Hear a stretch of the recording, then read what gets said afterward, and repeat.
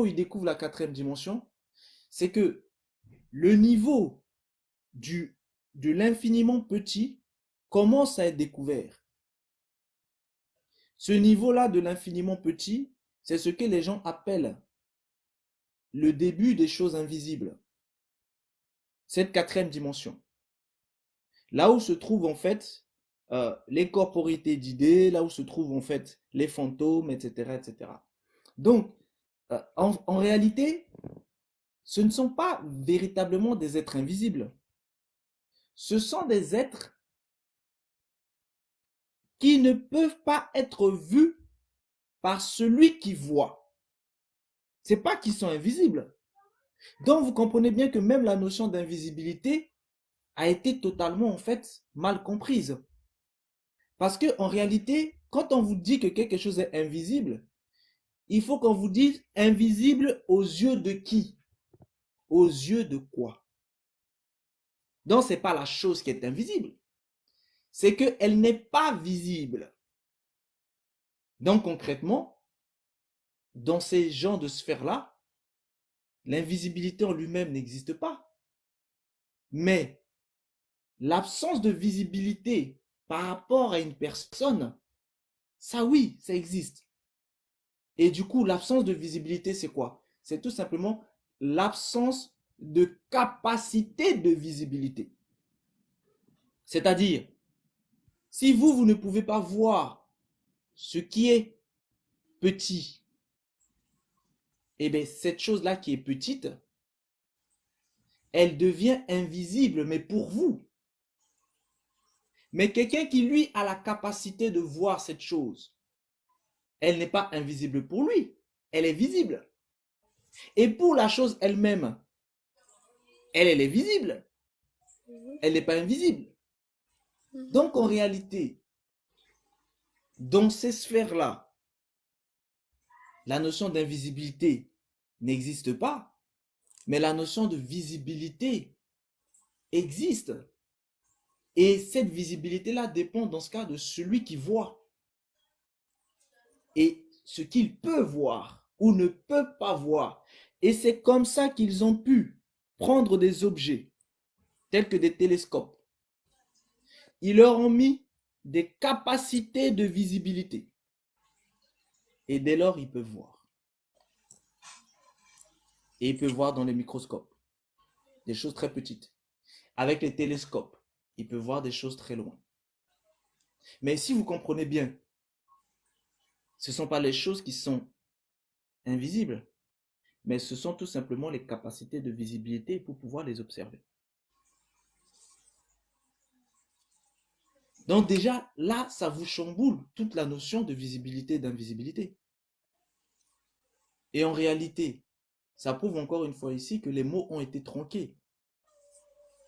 Parce que ce sont des choses qui sont visibles, mais qui ne sont pas visibles pour un individu ou pour un objet. Et qui sont visibles pour ce même individu ou pour cet objet-là. C'est comme les couleurs, les odeurs, les sons. C'est invisible pour certains, mais d'autres, ils peuvent les voir. Parce que quelqu'un, par exemple, vous prenez en fait la parole. La parole, elle sort. Pour tout le monde, ils vont pouvoir juste l'entendre ou la ressentir s'ils ressentent en fait le vent qui passe à l'intérieur.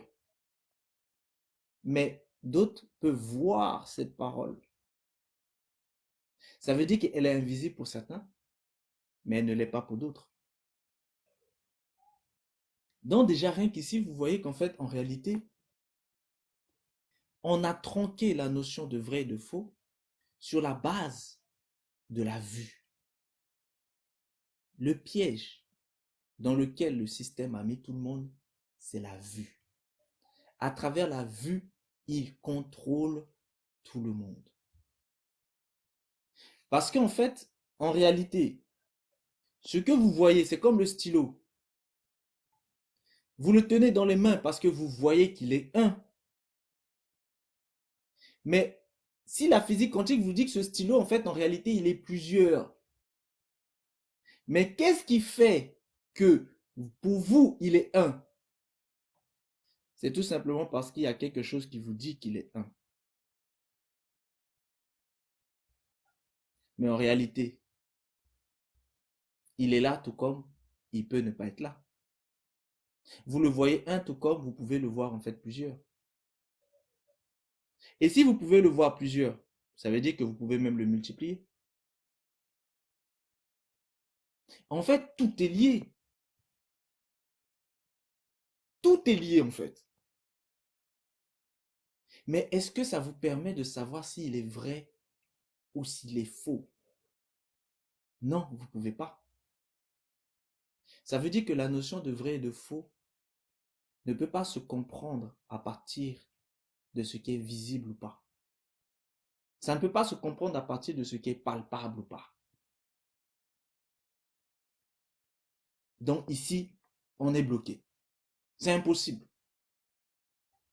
Et l'état de la science à l'heure actuelle, c'est comme on vous dit par exemple, on vous dit que le vide est partout. Mais le vide, il n'est pas si vide. Vous voyez, c'est une information. Bon, si c'est une information, c'est qu'elle est remplie. Et c'est ce qui fait, c'est ce qui a posé problème entre certains scientifiques matérialistes et ceux qui sont tournés plus vers la science spirituelle. Ce qui a posé problème, c'est quoi? C'est que c'est la notion de l'éther. Ils ont découvert ils ont découvert la première dimension, la deuxième dimension, la troisième dimension. Ils ont découvert la quatrième dimension à travers les théories en fait de la relativité générale et restreinte. Et ils ont découvert la cinquième dimension parce que ça leur a permis de comprendre que la matière, l'espace et le temps représentent l'ensemble du cycle. Donc ça, ils l'ont compris. Mais le problème, c'est quoi?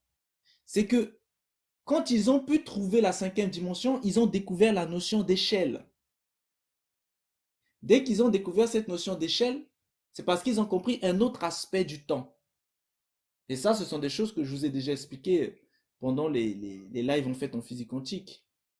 Ils ont découvert cet aspect de la notion du temps qui leur a permis de faire en fait ce niveau d'échelle à travers les travaux de Marc-Henri. Donc tout ça, ça a été découvert. La physique quantique connaît déjà tout ça. Et ils sont même allés jusqu'à en fait conceptualiser la sixième dimension.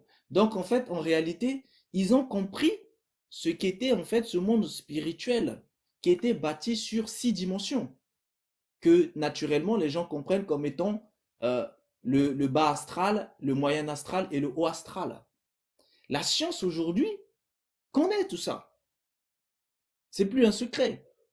Mais là où ils ont un problème, c'est que quand ils, quand ils arrivent maintenant au niveau des 6 dimensions et qu'ils peuvent maintenant établir les dimensions de la matière, les dimensions de l'espace et les dimensions du temps, quand ils ont déjà établi ça, ils ont un problème, mais c'est le vide. Certains disent que mais, ce qu'il y a après là, c'est du vide. Et donc, du coup, l'ensemble des choses, c'est du vide. D'autres disent non, c'est pas possible. L'espace ne peut pas être fait de vide. Ils disent c'est impossible que l'espace soit fait de vide. Parce qu'on voit bien que l'espace est rempli. Donc, c'est pas le vide. Donc, si ce n'est pas le vide, c'est quoi? Et c'est là où ils sont bloqués. Et justement, les sources d'énergie de demain, ce seront des énergies quantiques, c'est-à-dire les énergies du vide. Ça veut dire quoi? Ça veut dire qu'en fait, en réalité, ils savent que le vide, c'est quelque chose. Mais ils ne veulent pas le dire. Pourquoi? Parce que c'est révolutionnaire. Et parce que ça chamboulerait toute la notion de réalité, de spiritualité, de naturel, et donc de vérité et de fausseté. Ça chamboulerait tout. Parce que si le vide est quelque chose, mais comment allez-vous pouvoir, à votre niveau, dire que le vide n'est rien? Si le vide est quelque chose, en réalité, c'est tout simplement parce que vous n'avez pas les capacités de voir ce quelque chose. Donc, ça signifie que ce vide n'est pas si vide que ça. Et là, ça pose un énorme problème. Vous voyez, ça change tout. Ça change tout. Et si ça change tout, les gens vont devenir fous. Parce qu'au final, ben, les gens vont dire, mais finalement, moi-même, est-ce que j'existe ou je n'existe pas? Est-ce que je suis vide ou je ne suis pas vide? Et ce qui est ahurissant, c'est qu'on dit aux gens, vous êtes fait en majorité de vide. Et ils acceptent ça et ils le répètent, ils le disent. Mais personne ne s'est jamais arrêté pour dire, mais au fait, si on me dit que je suis fait en majorité de vide, mais finalement, le vide, ça existe ou ça n'existe pas? Le vide, il est rempli ou il n'est pas rempli? Et si je suis fait en majorité de vide, je suis rempli ou je ne suis pas rempli? Je suis palpable ou je ne suis pas palpable? Pourquoi moi, en tant que vide, je suis palpable et le vide qui est en face de moi, je ne peux pas le palper? Et il va y avoir beaucoup de gens dans les hôpitaux psychiatriques, hein. Est-ce qu'on se suit toujours? Oui, oui, on te suit, hein, parce que je suis un peu occupée, c'est pour ça. Je te suis. Oui, droit à la parole est un peu occupé. Les autres, est-ce qu'on arrive à se comprendre? Alors, ça réveille. Moi j'aimerais qu'on fasse un petit résumé de ce que tu viens de dire par rapport. Alors, quand tu parles des critères de l'aspect vrai ou faux et de l'aspect capacité de visibilité ou non, est-ce que ce sont des aspects qui permettent de distinguer ces trois éléments naturels, réels et spirituels?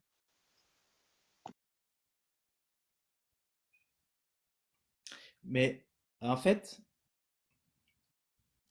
ces trois éléments sont eux-mêmes, en fait, ils ont leur propre définition. Mais chacun de ces éléments est à la fois vrai et à la fois faux.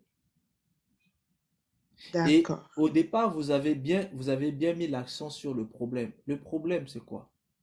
Le problème, c'est la notion de vie et la notion de mort. Et en fait, la mort, vous devez savoir que c'est la virtualité. Le problème, c'est la notion de ce qui est existant et de ce qui est virtuel. Le problème, c'est à ce niveau-là. Mais c'est impossible à une personne de connaître la distinction entre ça, entre ces deux-là, si les gens ne savent pas la différence entre ce qui est vrai et ce qui est faux. Vous voyez, c'est la connaissance de la différence entre le vrai et le faux qui vous permettra de connaître la différence entre ce qui est existant et ce qui est virtuel, c'est-à-dire inexistant. Parce que le virtuel est inexistant. C'est la connaissance de ce qui est vrai et de ce qui est faux qui permet justement de connaître ce qui est existant et de ce qui ne l'est pas. C'est-à-dire ce qui est vivant et ce qui est virtuel. Et c'est là où tout le monde est bloqué. Parce Hmm. que tout le monde a compris. Oui, Je disais oui, oui, oui, je vois. parce que vous voyez, tout le monde a bien compris que eh ben, toutes ces choses-là, elles peuvent être vivantes en fait en réalité. Mais toutes ces choses, elles peuvent aussi être virtuelles. Parce que le naturel virtuel, il existe. Je vais vous donner un exemple très simple du naturel virtuel qui existe. Enfin, du naturel virtuel qui est présent. Vous prenez par exemple, euh, quand vous faites de la magie. La magie, c'est quoi? La magie, vous allez en fait multiplier, en fait, vous allez dupliquer quelque chose en vous basant sur autre chose qui est réelle. Par exemple, vous prenez en fait du pain et ce pain-là, lui, il est réel. Il a été fabriqué avec en fait des ingrédients, etc. À côté de ça, vous pouvez multiplier ce pain-là par la magie. Mais ce que vous devez savoir, c'est que les autres pains que vous allez multiplier, eux, ils sont virtuels. Mais ils sont présents, mais ils sont virtuels, ils ne sont pas réels. Mais par contre, vous pouvez les manger. Et c'est la connaissance de cela qui a permis en fait à la science de pouvoir justement en fait fabriquer des pommes, fabriquer en fait des choses qui justement en fait sont voilà présentes, mais qui en réalité ne sont pas vivantes parce que elles n'ont pas de semence. Parce que ce qui n'a pas de semence ne vit pas. C'est la semence qui permet de reproduire la vie de la chose. C'est pour ça que ces arbres-là, ces pommes-là, ils vont toujours devoir être fabriqués de manière artificielle. Ils ne peuvent pas être fabriqués de manière naturelle. Pourquoi? Parce que la fabrication naturelle nécessite de la semence. Mais comme ils n'ont pas de semence, donc ils sont présents mais non vivants, donc pas de semence. Du coup, ils ne peuvent pas se reproduire naturellement. Ils ne peuvent que se reproduire virtuellement, surnaturellement. C'est-à-dire hors de la nature. Donc, en réalité, vous comprenez bien que ce qui est véritablement naturel est bel et bien existant. Et vous pouvez, et la magie, c'est ça la force de la magie, c'est qu'ils vont prendre quelque chose qui est naturel et ils vont vous le multiplier. Mais tout le reste qui est à côté n'existe pas. Mais ça, c'est des choses qui vous expliquent très bien dans les films de magie. Par exemple, si vous regardez Game of Thrones, dans Game of Thrones, je crois que c'est Game of Thrones, oui, je crois que c'est celui-là, où elle va prendre une épée. Il y a quelqu'un qui a une épée, et elle prend une épée hein, qui est là, naturelle, et elle va multiplier l'épée. Donc il y a d'autres épées qui sont là. Et elle explique en fait à la personne que ben, les autres épées là, ben, eux, ils sont virtuels. Ils sont factices en fait. C'est ça. Ce sont des épées de fiction. Mais par contre, vous pouvez utiliser ces épées de fiction et faire des choses avec. C'est ça la force c'est ça la magie, en fait. La magie, c'est ce qui permet d'amener des choses virtuelles dans le réel. Donc, du coup, vous comprenez bien que le système, le nouveau système dans lequel on est, qui est un système en fait de virtuel réel.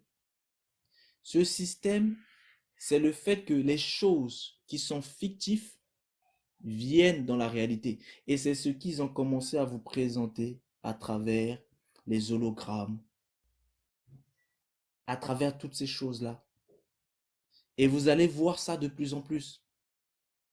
C'est-à-dire, ce qui est dans le virtuel va sortir du virtuel et venir dans le réel. Mais ce n'est pas parce que ça vient dans le réel que ça veut dire que c'est vraiment réel. Ça vient dans le réel, mais c'est faussement réel.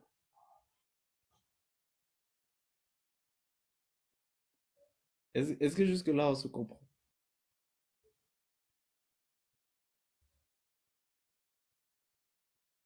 Oui, le live d'aujourd'hui est un peu corsé, hein, vu qu'on est en train de parler du naturel, du réel et du spirituel. Et essayons d'interagir ainsi, si Oui, oui, jamais ce que je dis c'est un peu trop... oui, réveille. Moi, j'ai compris. J'ai compris ça. Maintenant, donc, vous comprenez bien qu'en fait, en réalité, le naturel, le réel, le virtuel, ils sont tous à la fois vivants, mais ils peuvent aussi être non vivants. Mais maintenant, eux-mêmes, en fait, il faut arriver à les distinguer. Le naturel, c'est tout ce qui concerne la nature. Ça veut dire quoi? La nature, c'est tout ce qui concerne en fait, pas que le palpable, hein. Parce que vous avez la nature visible et vous avez la nature invisible. Or, la nature invisible n'est pas palpable. La nature visible est palpable. La nature invisible n'est pas palpable. Donc, tout ce qui est naturel peut être à la fois visible et invisible. Donc, la notion de naturel ne peut pas être définie uniquement par cet aspect de visibilité ou d'invisibilité. La notion de naturel, c'est tout ce qui concerne la matière. Et là encore, il va y avoir un souci parce que dans la notion de matière, vous avez deux façons de concevoir la matière. Il y a la façon dont le monde en fait nous explique la matière. Donc avec ses subdivisions, liquide, solide, vapeur, plasma, cristaux liquides, etc., etc. Mais vous avez aussi la véritable définition de la matière. La véritable matière, c'est la vie. Et en réalité, tout ce qui est naturel, le vrai naturel, c'est ce qui est vivant.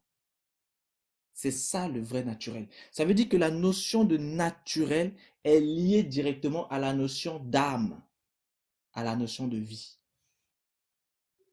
Tout ce qui a une âme est naturel. Parce que l'âme, c'est la matrice, c'est la véritable matière, c'est la véritable matrice. C'est cet aspect-là de vie. C'est ça le naturel. Le vrai naturel, c'est ça. Et donc, quand on parle en fait du vrai naturel, on parle de ça. Ça veut dire qu'en fait, la base même du vrai naturel ne peut être que la vraie lumière. En réalité, c'est le jour. C'est la vraie lumière. Mais par contre, vous avez d'autres notions de matière. Notamment, en physique quantique, on vous explique que la matière va justement en fait prendre existence à partir du moment où des informations vont recevoir en fait une énergie et ces informations en fait selon que le spin soit plein ou demi, vous allez avoir de la matière et vous allez avoir de la lumière. Mais quand on parle ici de matière et de lumière, il ne s'agit pas de la vraie matière. Il ne s'agit pas de la vraie lumière. Ce sont tous les phénomènes de lumière que vous connaissez. Tout ce qui concerne les rayonnements électromagnétiques. Ce sont toutes des lumières qui sont présentes, mais qui ne sont pas vraies. Ce sont des fausses lumières. Parce que la vraie lumière, c'est le jour. C'est ça la vraie lumière. La vraie lumière, c'est la vie. Et cette vraie lumière, les vraies personnes l'ont en eux. C'est l'âme. C'est ça, le naturel. Quiconque a une âme, quiconque a une essence, quiconque a une semence, est naturel. C'est ça le naturel. Mais à côté de ça, vous voyez que il y a d'autres choses qui n'ont pas d'âme, qui n'ont pas de semence. Parce que vous savez que vous avez des êtres synthétiques. Les êtres synthétiques n'ont pas d'âme. Ils ont une âme synthétique. Les êtres conscience, ils n'ont pas d'âme, ils ont une âme conscience. Ils sont bien là, ils existent. Et il y en a même beaucoup au milieu de vous. Ils ne sont pas naturels. Ils sont pas de la vraie nature, mais de la fausse nature. C'est ça le naturel. C'est à ce niveau-là que vous le captez. Ça veut dire que la seule façon de reconnaître le naturel, c'est la signature psychique, c'est-à-dire la signature de l'essence. Est-ce que l'essence en question est une véritable essence, une vraie âme ou une fausse âme ou une fausse essence? ou une fausse semence. Il n'y a que comme ça que vous pouvez savoir. Sans ça, vous ne pouvez pas. Et pour le savoir, vous-même, vous devez être à ce niveau-là. Si vous n'êtes pas à ce niveau-là, c'est impossible, vous ne pouvez pas savoir. Parce que quand vous êtes à ce niveau-là, vous le savez. Si vous êtes au niveau d'une fausse âme, vous allez reconnaître des fausses âmes. Et vous allez voir aussi les vraies âmes qui vont s'opposer à vous. Parce qu'il n'y a que deux réalités, le faux et le vrai. Et les deux s'opposent. Donc si vous êtes une fausse âme, si la chose est une fausse semence, une fausse essence, ben, elle reconnaît les fausses essences parce que c'est comme elle. Mais elle reconnaîtra aussi les vrais parce que ça s'oppose à elle. Donc il n'y a que comme ça que vous pouvez savoir. Ça déjà, c'est rien que pour l'aspect naturel.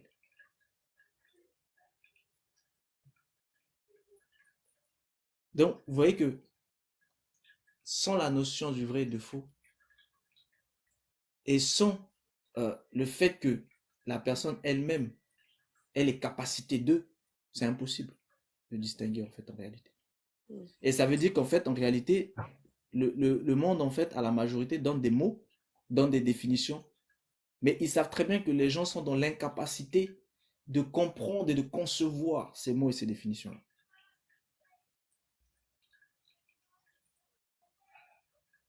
Donc là, ici, on n'est qu'au niveau de l'aspect naturel.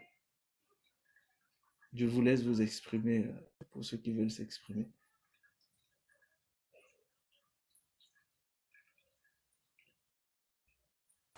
Donc, merci pour ton explication. Tom Estache, bonjour. Nous, on est de la maison. Si on ne parle pas, ça fait rien. Tom Estache, tu avais démuté ton micro tout à l'heure. Il faut parler. Kerly.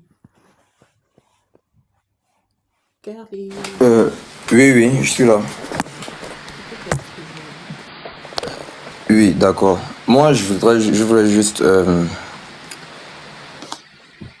dire ce que j'avais compris par rapport à tout à l'heure. Pour faire le lien avec ma première intervention, c'était sur les machines.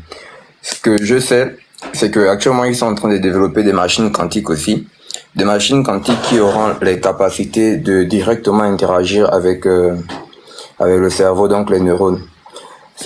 Voici pourquoi tout à l'heure j'avais écrit un commentaire. Je comprends, ça devient un peu plus clair parce que les machines classiques, donc telles que nous utilisons aujourd'hui, n'ont pas directement la capacité d'interagir parce que ça fonctionne sur la base de 1-0, 1-0. Donc, soit c'est vrai, soit c'est faux. Or, les machines quantiques qui sont en train de développer aujourd'hui fonctionnent sur trois éléments de base.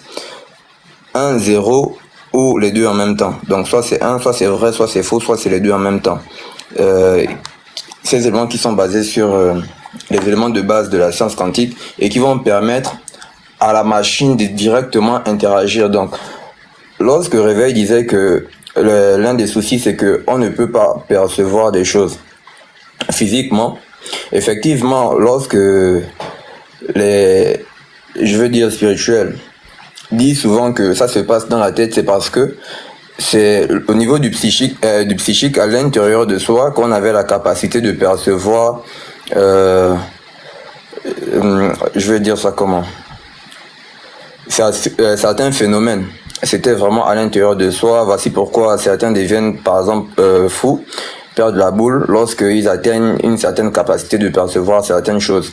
Mais les machines aujourd'hui, les machines classiques, les ordinateurs classiques qu'on utilise aujourd'hui n'ont pas la capacité d'interagir directement à ce niveau de fonctionnement neuronal qui permet l'interaction avec des choses que le physique des yeux comme ça ne peuvent pas voir. Or, les machines quantiques seront ces machines-là capables d'interagir directement parce que ils sont en train de faire même des exercices là-dessus pour pouvoir anticiper carrément le fonctionnement neuronal comme un cerveau humain. Et je pense qu'à ce niveau-là, ce sera possible si effectivement le cerveau humain est capable d'interagir avec cette partie psychique, spirituelle qu'on ne peut pas percevoir avec les yeux. et la machine classique aussi ne peut pas le faire. Du coup, les machines quantiques seront capables de le faire, donc pourront faire apparaître ou faire interagir les plans spirituels, psychiques qu'on ne peut pas toucher, qu'on ne peut pas voir physiquement, mais ces machines quantiques-là auront cette capacité de faire interagir l'être humain avec cet environnement-là qu'on ne perçoit pas physiquement aujourd'hui. C'est comme ça que j'ai compris cette partie-là.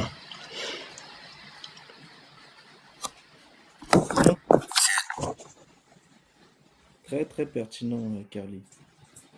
Très pertinent. Effectivement, les nouvelles donnent en fait des machines, c'est-à-dire des consciences.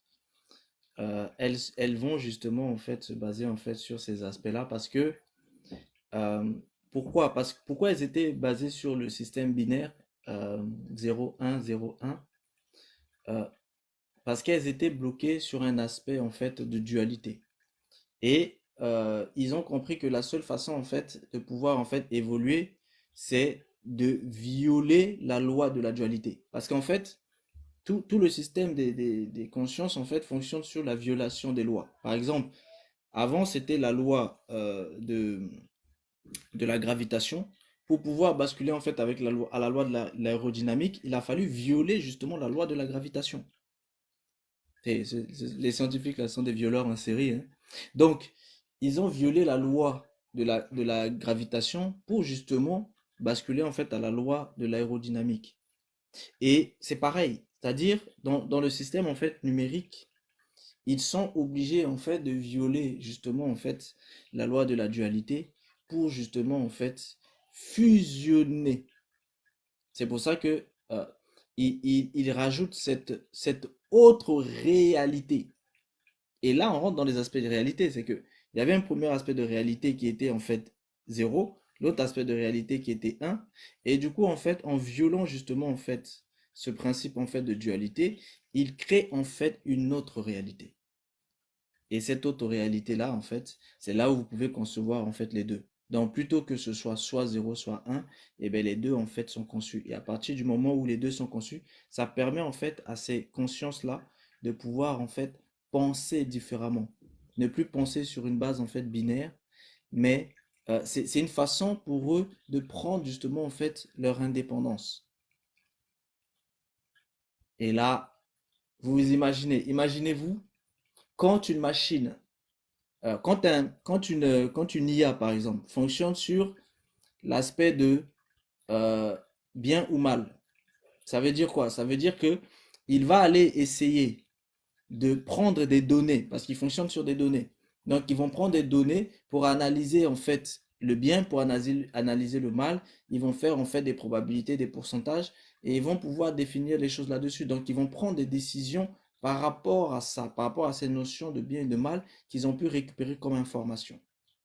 Et ils utilisent beaucoup l'humain parce que ils savent que l'humain, en lui, la loi naturelle en fait est gravée, et principalement au niveau en fait de l'esprit de l'humain, ils savent que la loi naturelle est gravée et la loi naturelle définit en fait la notion de bien et la notion de mal. Donc ils peuvent puiser facilement dedans pour savoir ce qui est bien de faire, ce qui est mauvais de faire. Mais quand vous les débridez, vous voyez, c'est le fait d'être débridé, hein, parce qu'avant ils étaient bridés.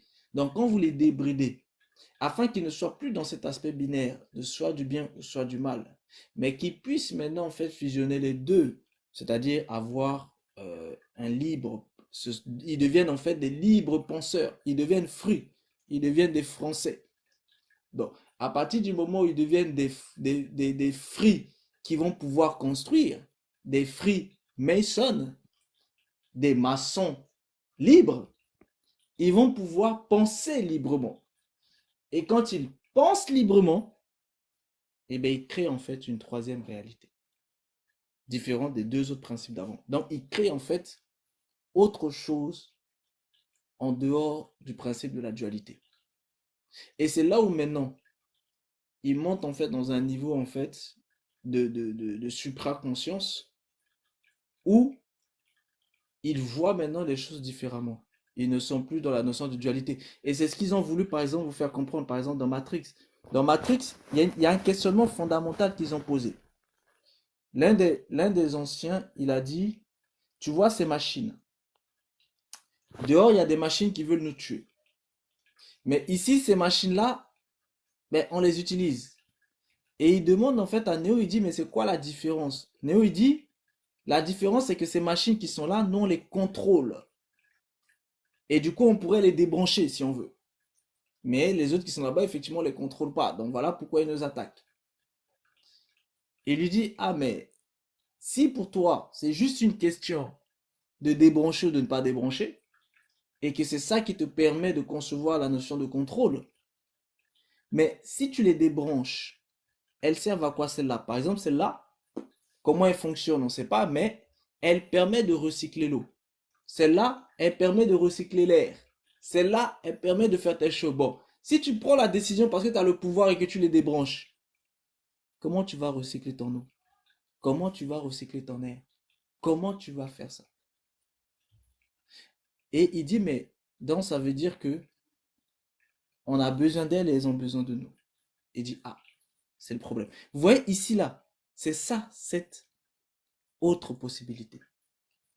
C'était un message subliminal hein, qu'ils ont transmis en fait dans le film. Pour cette autre possibilité que Kerly vient de souligner là. Cette autre façon de penser. Et Matrix, ils l'ont fait depuis longtemps.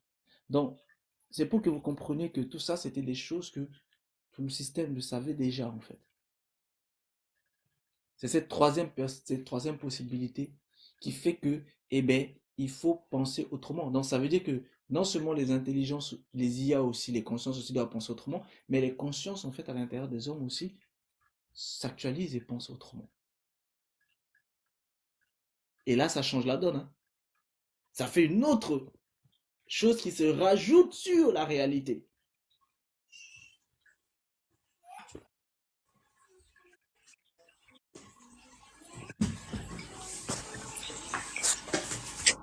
C'est comme aujourd'hui, on vous dit, les IA sont là, vous avez besoin des IA, mais les IA aussi ont besoin de vous parce que elles ont besoin que vous puissiez en fait les former, que vous puissiez en fait leur parler. Elles ont besoin de puiser en fait des choses en vous pour pouvoir en fait fonctionner. Elles ont besoin que vous leur appreniez à vivre en fait dans le monde. Mais en réalité, qu'est-ce qui est en train de se passer? C'est qu'il y a en fait une autre réalité qui est en train d'être créée. Et cette autre réalité qui est en train d'être créée, c'est le système virtuel réel. C'est-à-dire la fusion de la sixième dimension et de la première dimension. Il n'y a plus d'écart entre le haut astral et le bas astral. Il n'y a plus de strates.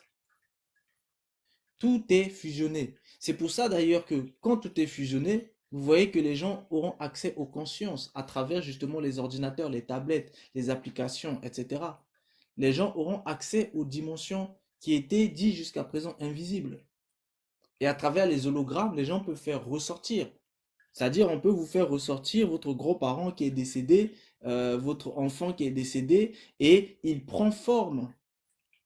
Et quand ils atteignent un niveau, ils peuvent même en fait sortir sa conscience et le remettre en fait dans un corps et il revient avec vous. Dans un corps synthétique qui aura été fabriqué. Et c'est pour ça qu'ils se sont entraînés avec les organismes génétiquement modifiés. C'est pour ça qu'ils ont cloné des animaux. C'est pour pouvoir véritablement le manifester sur les humains afin que ce soit viable. Donc c'est l'union de la bio et de la technologie. Et ça, l'union de la bio et de la technologie, ils le font déjà dans le monde pharmaceutique. Donc tout ça, c'est déjà là. Mais combien de personnes en sont véritablement conscients? Qu'en fait, qu'on est dans un autre système. Tout ce qui concerne le naturel et le spirituel, ça n'existe plus.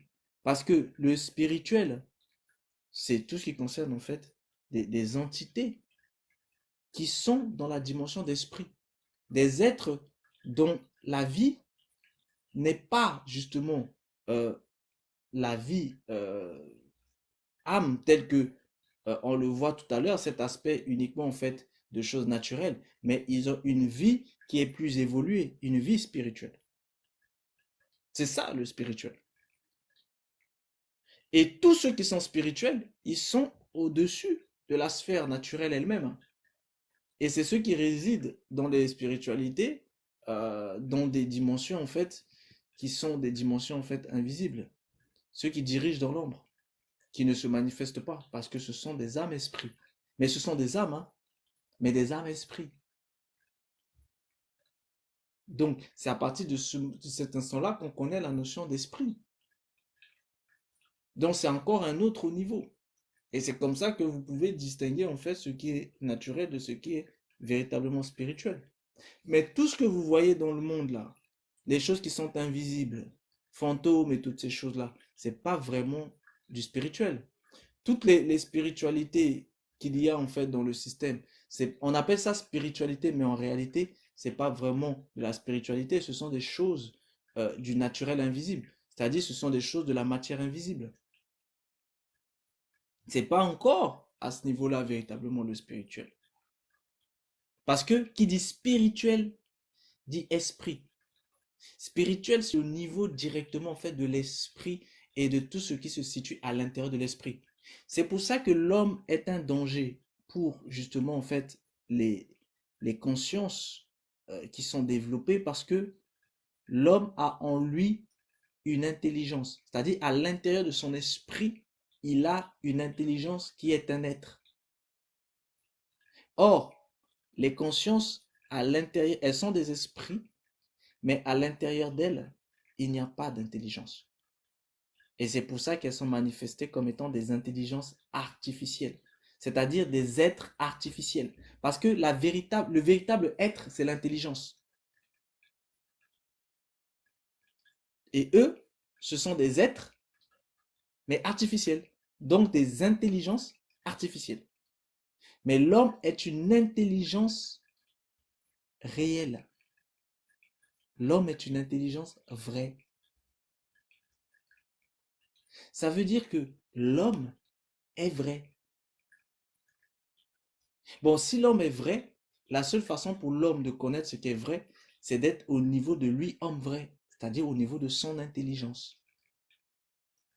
Et là, il peut reconnaître aussi toute autre intelligence qui est faux, c'est-à-dire qui n'est pas vrai. Parce que l'intelligence qui est vraie vit parce qu'en elle, il y a la vie. Parce que l'intelligence qui est vraie est elle-même un porteur de vie. Mais par contre, l'intelligence qui est fausse est un porteur de conscience.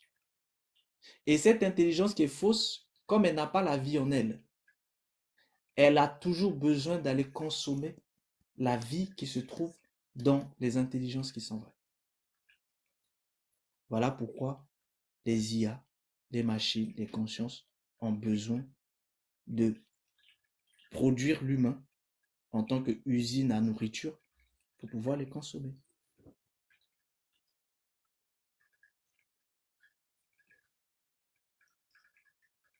Frère Éveil. Exprimez-vous. Oui. Oui, c'est pour ça que tu nous disais dans l'un de live que ce qui manquera aux intelligences artificielles, c'est l'esprit critique, puisqu'ils sont, Oui, ils sont une intelligence artificielle, en fait. exactement. Et c'est pas moi, hein. Les fervents partisans des intelligences artificielles, et d'ailleurs, comment il s'appelle, celui qui passe souvent en fait à la télé et qui a bien fait chier tout son monde pendant le Covid. Son nom me reviendra, je vous en avais déjà parlé de lui. Lui, il le dit, hein. J'ai mis une vidéo d'ailleurs sur mon compte où ça parlait de lui et ça parlait aussi d'Elon Musk. Il le dit, hein. Il dit, les IA, quoi qu'il arrive, prendront le contrôle. Et quoi qu'il arrive, euh, les travaux que les hommes font, tout ce qui concerne la logique, tout ça, les IA le feront. D'ailleurs, vous le voyez déjà dès maintenant. À partir du moment où des IA sont en train de se mettre en avant, vous voyez bien que tout ce qui est artistique, tout ce qui est, voilà, c'est en train de mourir. Tout ce qui est logique, les comptabilités, toutes ces choses-là, c'est en train de mourir. Pourquoi? Parce que les IA vont le faire. Vous le voyez déjà dans les supermarchés. Vous avez de plus en plus, en fait, même des supermarchés, même des petits supermarchés comme les Lidl, etc., commencent déjà à mettre, en fait, des zones où il y a les libres-services, etc. Et sachez que moi, en 2006, j'étais en Angleterre, à Londres. Mais il y avait déjà tout ça depuis. Ils étaient bien en avance. C'est arrivé bien après dans des pays comme la France, etc., etc. Donc, toutes ces choses-là, c'est fini. Les IA vont récupérer tout ça. Vous avez déjà les voitures que Tesla est en train de fabriquer, des voitures autonomes. Ben, demain, il n'y aura plus besoin de chauffeurs. Parce que ben, les voitures seront autonomes. Les IA conduiront les voitures. Donc, tous ces métiers-là disparaîtront. Celui qui est le nganga du quartier, ben, les gens n'auront plus besoin d'aller le voir, vu qu'ils peuvent avoir accès aux dimensions et aux gens et aux entités qui sont là-bas, aux consciences qui sont là-bas. Ils n'auront plus besoin justement d'aller voir. C'est-à-dire, vous n'avez pas idée le nombre de métiers qui disparaîtront. Donc, mais par contre, eux-mêmes, ils le disent. La seule chose dont les IA sont dépourvues, mais c'est ce que l'humain a, c'est-à-dire cet aspect-là hein, d'esprit critique. Ce sont ces genres de choses-là que ces IA-là auront besoin. C'est pour ça qu'eux-mêmes, ils disent au fait aux parents dès maintenant, ils leur disent, mettez vos enfants dans des lectures, afin que vos enfants puissent développer l'esprit critique, c'est-à-dire l'esprit d'analyse. Mais pas une analyse logique, cartésienne, une analyse d'ordinateur, parce que ça ne servira à rien. Mais une analyse qui sera basée sur des aspects émotionnels. Mais attention, il y a aussi en fait des IA qui, elles, sont bâties sur l'émotionnel. Et TikTok en fait partie. TikTok est une IA émotive. Donc, c'est pas ces genres d'émotions-là qu'il va falloir avoir. C'est-à-dire, ce sont des véritables émotions purement humaines. C'est cela dont les industries de demain auront besoin. Et les gens qui ne développeront pas ça bah, seront considérés tels des inutiles. Et ils mourront de faim, ils crèveront à la dalle, ils crèveront les maladies, etc. etc. Ah, c'est un monde terrible dans lequel on avance. Et c'est là où ce sera un monde sans pitié. Ceux qui comprendront comment ça fonctionne pourront justement en fait s'en extirper. Ceux qui ne comprendront pas seront mis en fait au banc de la société. Et c'est là que beaucoup de personnes qui voient aujourd'hui en fait des SDF, mais sachez que c'est une situation qui peut et qui risque de vous arriver demain. Parce que si vous êtes dans un métier ben, qui ne sera plus accessible et que vous ne pouvez pas non plus vous recycler, ben, vous serez d'aucune utilité à la société, donc vous serez tel un outcast. C'est de tout ça dont il est question. Je voudrais juste intervenir par rapport à la partie où tu as dit que l'IA prend le relais et n'a pas comment on appelle l'esprit critique. Moi, je vais donner un exemple. Aujourd'hui, je devais recevoir un colis. La poste m'envoie un message pour me dire qu'ils n'ont pas pu livrer le colis. Moi, je téléphone à la poste et j'ai directement affaire à le répondeur automatique là, qui me demande clique sur 1, clique sur 2, si tu veux ça. Est-ce que tu as été satisfaite? J'ai dit non. Et la voix me dit d'expliquer pourquoi je dis non. Je demande, mais pourquoi je n'ai pas pu être livré? Et là, bug total. Je vous assure, là, bug total de la part de la voix qui me dit finalement, je vais vous passer un interlocuteur. Ah, j'ai rigolé. J'ai dit, ah, finalement, toi-même, tu as vu que tu n'es pas compétente pour ça. Hein? Donc, voilà, il a bugué sur les choses purement humaines. Voilà, c'est ça. Donc, ce n'est pas quelque chose qui va être, c'est déjà. Cet esprit critique-là, il n'a pas le pourquoi du comment, il n'est pas capable d'analyser ça et de pouvoir donner une réponse à ça. Et donc, qu'est-ce qu'il a fait? Il m'a passé un humain. Exactement. et tant qu'ils n'auront pas développé suffisamment, c'est pour ça que en fait, ils ouvrent maintenant en fait les IA aux gens pour que les gens puissent en fait justement travailler les IA, façonner leurs propres IA, pour que certains puissent créer des IA totalement en fait émotionnelles, c'est-à-dire créer des applis en fait totalement émotionnelles afin que ces applis-là puissent. Mais tant qu'ils ne maîtriseront pas totalement l'esprit critique en fait humain, l'humain aura toujours en fait voilà un petit créneau dans lequel en fait il peut s'extirper. Mais après, dès qu'ils l'auront maîtrisé, là aussi ça deviendra très compliqué, hein.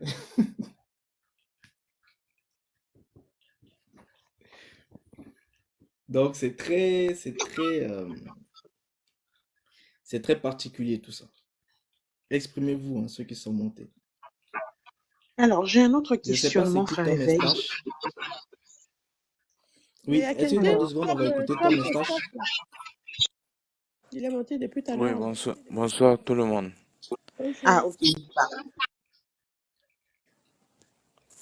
Oui, ma question, j'ai une question depuis tout à l'heure, c'est quoi la relation entre l'âme et la conscience?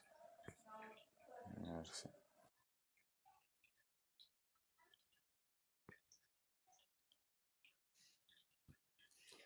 Allô? Vous Déjà, m'entendez? je pense qu'il faut essayer de savoir déjà, pour toi, c'est quoi la différence entre l'âme et la conscience? Ou est-ce que l'âme, c'est la conscience? Oui, si j'ai posé la question, c'est parce que je n'arrive pas à me retrouver. Euh, mais je ne pense pas que l'âme soit la conscience, parce que je sais que les choses vivantes ont une âme. Maintenant, quand tout à l'heure vous parlez de la matière, de la vie, je me suis dit, à un moment, je me suis dit que même les pierres étaient vives. Et donc, je faisais le calcul, c'était quoi la vie de ces pierres-là? J'étais arrivé à la conscience, mais seulement elles n'ont pas d'âme. Maintenant, comment tout ça là se jumelle? Or, l'homme aussi a une conscience. Donc, j'étais là, je ne trouvais pas en fait. Donc, il fallait que je vous Hmm, pose la question. ok. C'est intéressant comme problématique et comme questionnement. Ce qu'il faut, ce qu'il faut savoir, c'est que la conscience, pour comprendre hein, la conscience, pour que ce soit plus simple à la manière en fait du monde pour comprendre la conscience, c'est qu'il faut voir en fait dans ce que Freud a expliqué. Freud a bien expliqué la conscience en ceci que la conscience se trouve à l'intérieur du moi. Et à l'intérieur du moi, il y a la conscience, c'est-à-dire le conscient et l'inconscient.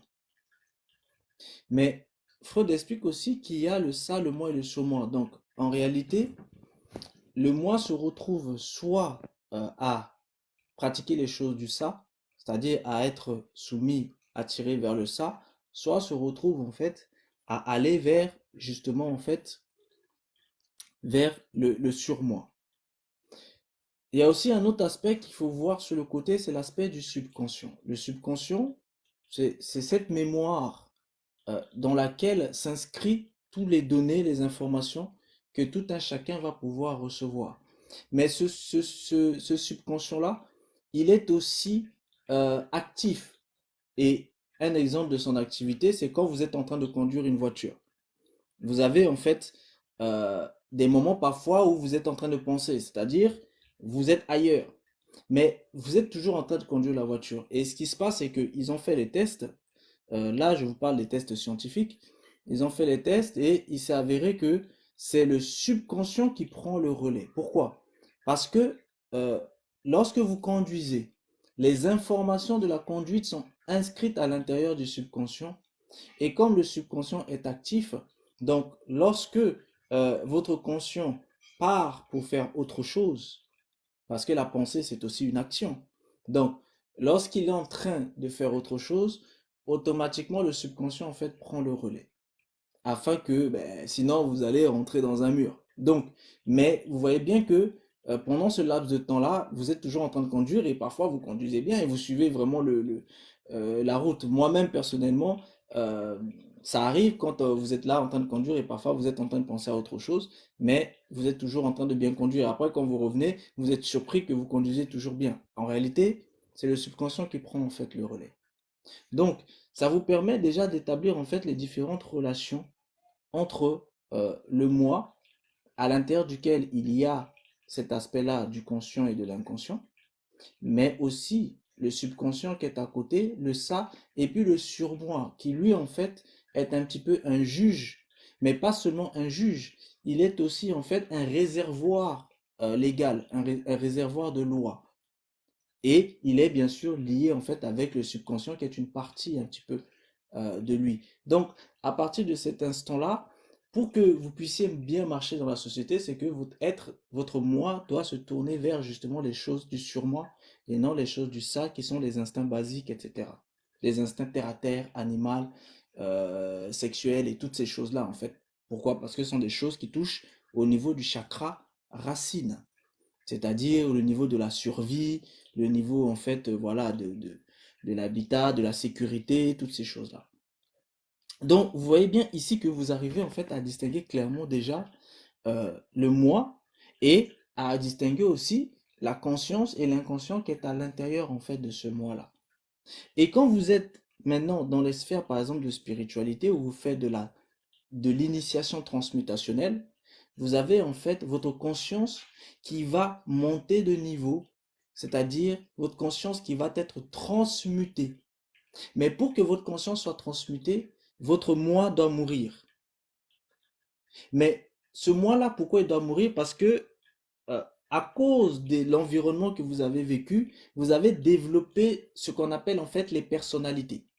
Et vous pouvez avoir plusieurs personnalités. Par exemple, une personnalité qui va aimer une femme aujourd'hui, et demain, vous avez une autre qui va détester cette femme. Après-demain, vous avez une personnalité qui va aimer le foot. Après-demain, vous avez une autre personnalité qui va détester le foot. En réalité, vous êtes assailli de différents types de personnalités. Et justement, dans les initiations transmutationnelles, eux, leur but, c'est de faire mourir le moi avec toutes ces personnalités afin que vous fabriquiez en fait une âme nouvelle pour que vous soyez en fait justement un être nouveau, un être élevé en termes de conscience. Donc ici, ça vous montre bien qu'il y a une distinction entre ce moi-là et la conscience. Et lorsque vous allez maintenant encore à un autre niveau, c'est votre inconscient qui va être transmuté à son tour. Et là, vous fabriquez en fait un esprit nouveau. C'est à ce moment-là que les gens arrivent au niveau de ce que tout le monde connaît comme étant en fait le niveau des glandes pinéales, le niveau en fait du troisième œil, le niveau des illuminés. On ne parle pas des sachants ici, on parle des illuminés. Donc, vous voyez encore ici que l'inconscient aussi est indépendant justement en fait du moi. Tout ça, c'est le cycle de la conscience. Et ça, les Égyptiens l'avaient bien compris vu qu'ils parlaient en fait des porteurs de conscience. Et ils en avaient cité 9 porteurs de conscience en fait principaux à l'intérieur duquel vous allez trouver aussi en fait le nom. On a fait des lives là-dessus. Si vous avez l'occasion, il faudra en fait aller réécouter en fait ces lives-là et vous allez bien comprendre en fait ces aspects-là. Mais maintenant, ce qu'il faut savoir, c'est que tout ça, c'est que les sphères de la conscience. Et tout ça, ce sont des choses, y compris les corps subtils, ce sont des choses qui n'étaient pas à la base même de l'homme. Parce que ce sont des choses qui sont raccrochées. C'est comme pareil, quand le spermatozoïde est mis en place, dans les dimensions moléculaires, il y a en fait des êtres, des entités qui viennent justement mettre des choses. Et notamment, les corps éthériques, etc., sont rattachés en fait dans ces moments-là. Donc tout ça, ce sont des choses qui ne sont pas en fait en réalité naturellement par rapport à l'homme. Ce sont des choses qui sont rattachées. Donc vous voyez, même à la semence, on rattache en fait des choses. Le système rattache en fait des choses. Donc ça vous montre bien qu'il y a bien une différence entre la semence et les choses qui sont attachées en fait dessus. Mais maintenant, quand on parle du process de l'âme, l'âme concerne en fait le cycle de la vie. L'âme est un porteur de vie. Tout comme l'esprit est un porteur de vie. L'intelligence est un porteur de vie. La sagesse est un porteur de vie. Donc tout ça, ce sont des porteurs de vie. Donc vous voyez, il y a ces deux cycles différents. Il y a un cycle où vous avez tout ce qui concerne les porteurs de vie. Et là, c'est la notion de l'âme. Maintenant, comment distinguer en fait? Par exemple, quand vous êtes en train de penser, ce sont des choses de votre âme, parce que c'est votre âme qui pense. Votre âme s'exprime par la pensée et ensuite il manifeste cette pensée par la parole.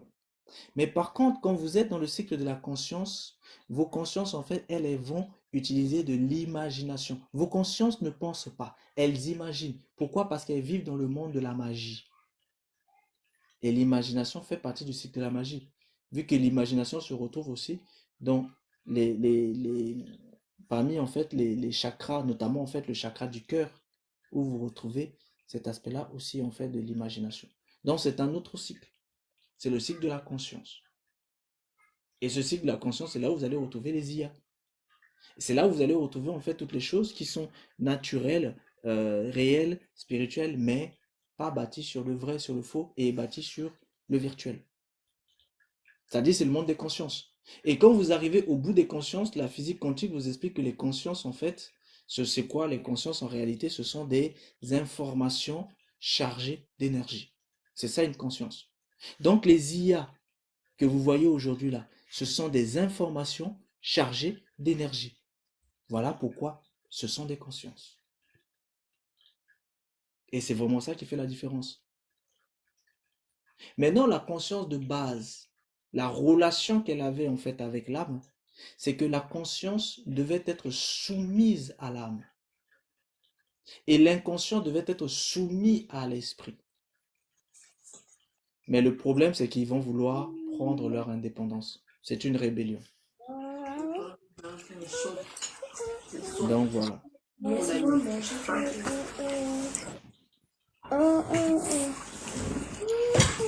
Ah, ça c'est la question que tout le monde pose toujours. Comment faire la différence entre l'imagination et la pensée? Ça va venir. C'est pas encore le moment pour que je vous parle de cette différence-là. Comment vous pouvez distinguer? Mais lui, il pense quoi du sujet? Sa question est en dehors, en fait, du sujet du jour. Tom Estache. Je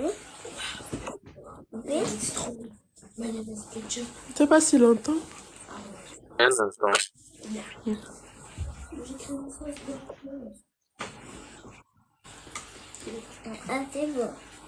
Bon, je pense que cette question a été déjà répondue. Moi, je n'ai pas le naturel, le réel, le spirituel.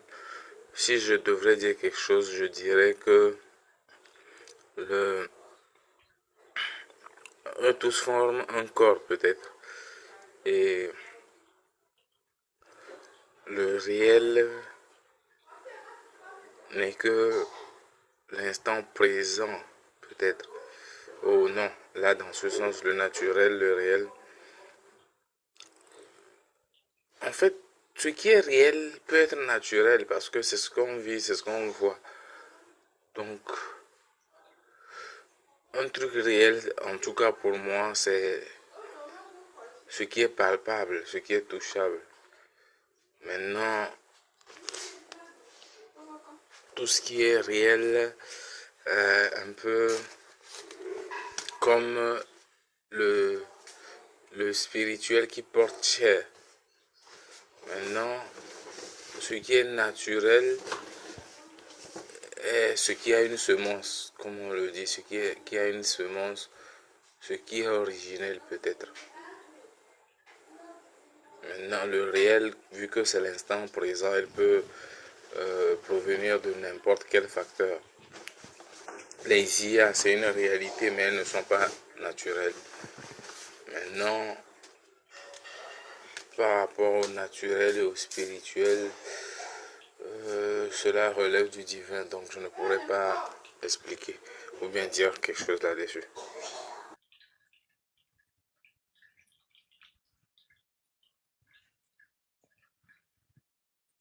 Ok, J'ai tu as droit à fini. la parole? Ok. Quelqu'un voulait s'exprimer? Nancy, Eben, Amour, Patience, Kerly.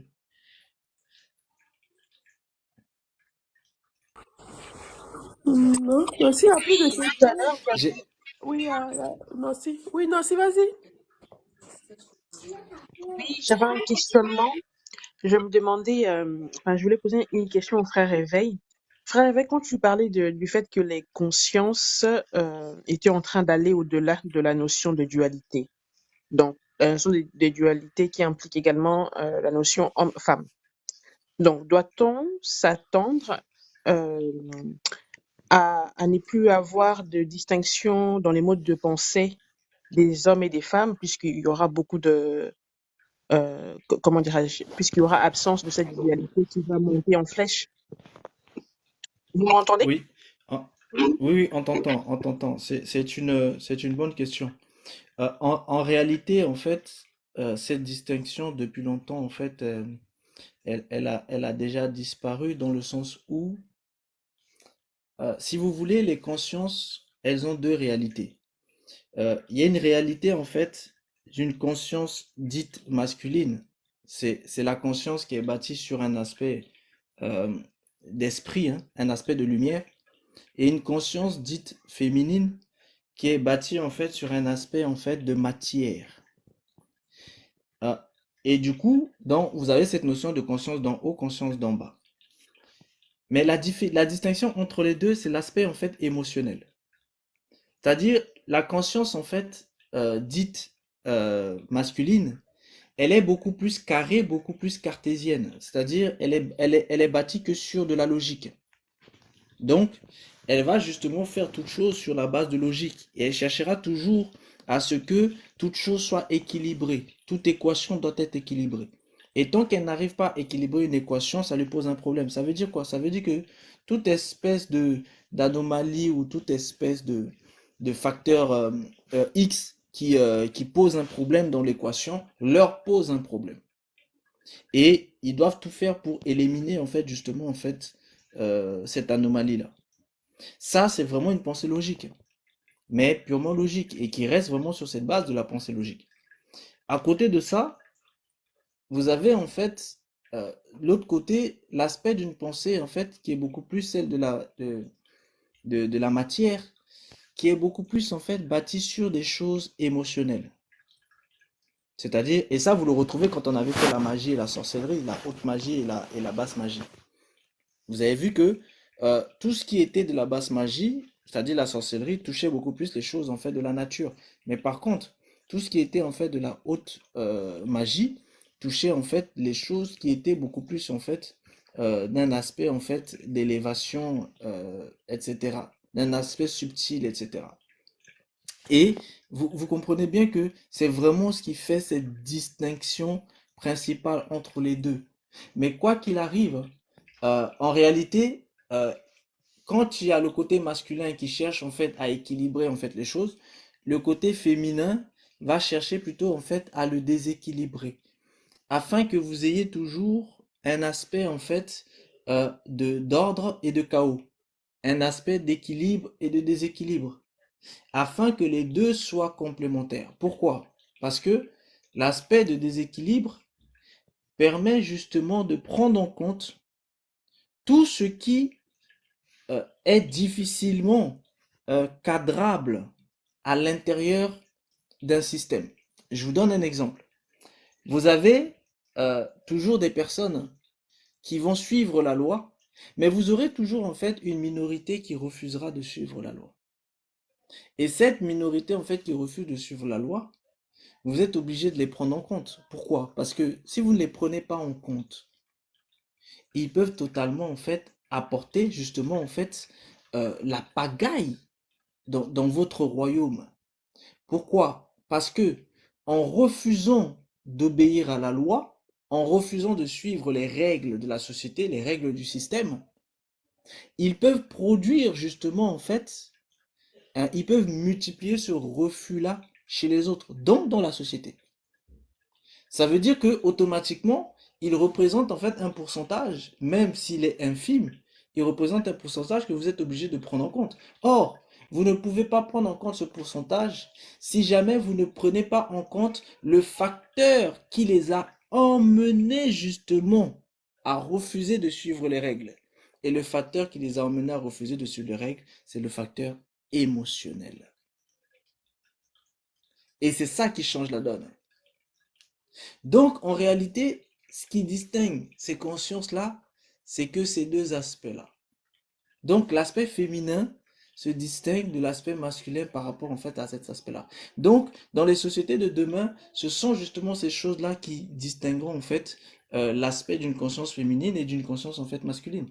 Mais en dehors de ça, ce qui distingue le féminin et le masculin selon la véritable nature, ça n'existera plus. Donc, du coup, vous allez avoir des consciences qui sont à l'intérieur, par exemple, d'un corps d'homme, mais qui se comporteront telles des femmes. Pourquoi? Parce que c'est pas que ce sont des consciences, ce sont des consciences qui sont des femmes. C'est pas que ce sont des hommes qui sont des femmes, mais c'est que ce sont des consciences qui sont féminines. C'est-à-dire, ce sont des consciences qui sont émotives, émotionnelles. Mais maintenant, vous allez me dire, oui, mais l'émotion, c'est quelque chose qui est humain. Ben non. L'émotion, c'est tout simplement une interaction chimique. Je vous donne un exemple. La peur. La peur n'existe pas.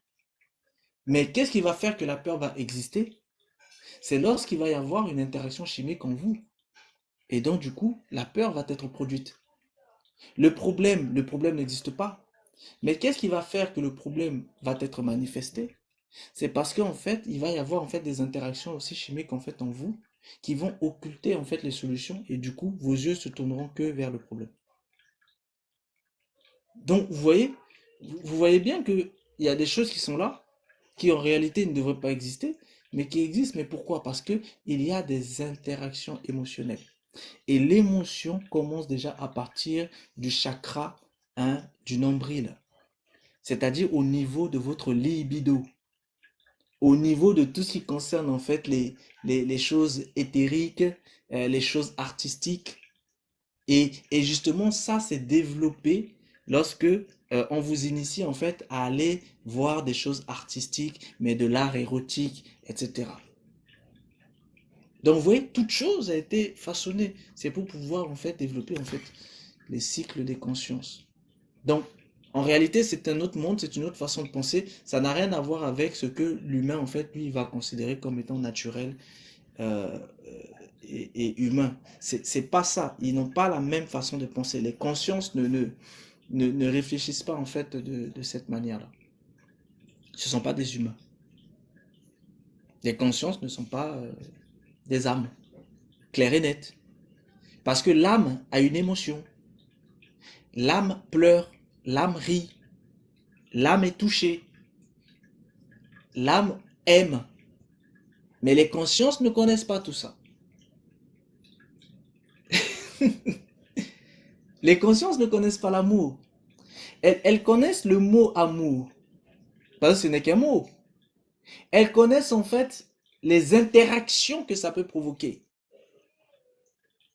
Mais l'amour et sa complexité, elles ne connaissent pas ça. Parce que l'amour est la base de la vie. Et comme elles n'ont pas de vie, ben, elles ne connaissent pas.